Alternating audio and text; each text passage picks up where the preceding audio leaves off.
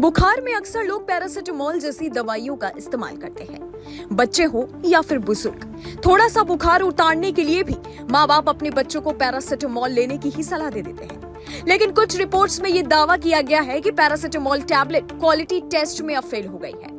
CDSCO ने जो दवा फेल की है उनमें दर्द दूर करने वाली दवा डिक्लोफेनेक, बुखार उतारने वाली दवा paracetamol, anti fungal medicine, fluconazole और कुछ विटामिन की दवाएं शामिल हैं। ये दवाएं देश की कई बड़ी फार्मास्यूटिकल्स कंपनी बनाती हैं। क्वालिटी टेस्ट में ये मेडिसिन फेल हो गई है और उनको सेहत के लिए खतरनाक बताया जा रहा है। हालांकि इस खबर के बाहर आने के बाद से अब हर तरफ सवाल सरकार पर खड़े हो रहे हैं। हालांकि ये कोई पहली बार नहीं है। इससे पहले भी कोरोना काल में खाई जाने वाली सबसे ज्यादा टैबलेट डोलो को लेकर भी यही दावे किए गए थे। लेकिन अब पैरासिटामोल को लेकर भी ऐसे दावे किए गए हैं कि पैरासिटामोल की गोलियां IP 500 mg, डायबिटीज की दवा ग्लिमेपेराइड, हाई ब्लड प्रेशर की दवा टेल्मिसटन आदि समेत 53 दवाएं हैं जो कि क्वालिटी टेस्ट में पास नहीं हो सकी।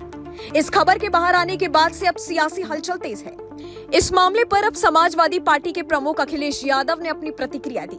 अखिलेश यादव ने अपने एक्स हैंडल पर पोस्ट कर लिखा है कि जवाब दें आज की भ्रष्ट भाजपा सरकार, ऐसी दवा खाकर होगा इलाज या बीमार। जब तक भाजपा कंपनियों से बटोरती रहेगी चंदा, तब तक जारी रहेगा कम गुणवत्ता वाली दवाइयों का धंधा।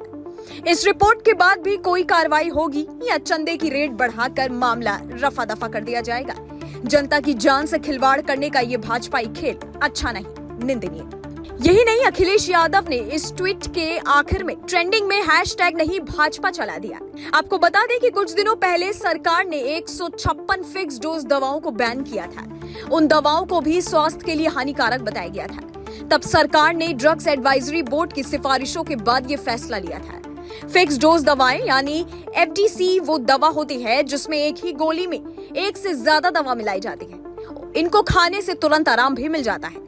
हालांकि इस खबर पर सोचने से ज्यादा सियासी हलचल मच गई है। इस खबर पर हर पार्टी अब राजनीति करने पर उतर आई है। लेकिन राजनीति करने वालों से ये जरूर पूछना चाहिए कि CDSCO जिसने ये लिस्ट जारी की है, क्या वो सरकारी संस्था नहीं है? तो फिर सरकार की नीयत पर सवाल क्यों खड़े हो रहे हैं?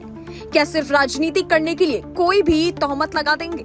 अगर नीयत खराब होती तो जांच ही नहीं होती, और अगर होती तो रिपोर्ट पब्लिश नहीं की जाती। सरकार की अलग अलग संस्थाएं अपना अपना काम करती हैं, तो फिर इस पर CM या फिर PM पर ही सवाल क्यों खड़े होते हैं? हाँ, अगर इस लिस्ट पर कोई एक्शन ना हो तब सरकार को हर कोई घेर सकता है, लेकिन तब तक हम सबका काम है कि जनता को अवेयर किया जाए, गलत दवाओं के बारे में जानकारी दी जाए। तब तक सावधान रहिए और अपनी सेहत का ध्यान रखिए। इस मामले में अब सरकार आगे क्या संज्ञान लेती है, ये आने वाला वक्त बताएगा। आपकी इस खबर पर क्या राय है, आप हमें नीचे कमेंट सेक्शन में कमेंट करके बता सकते हैं। Bureau report, global Bharat TV, Uttar Pradesh.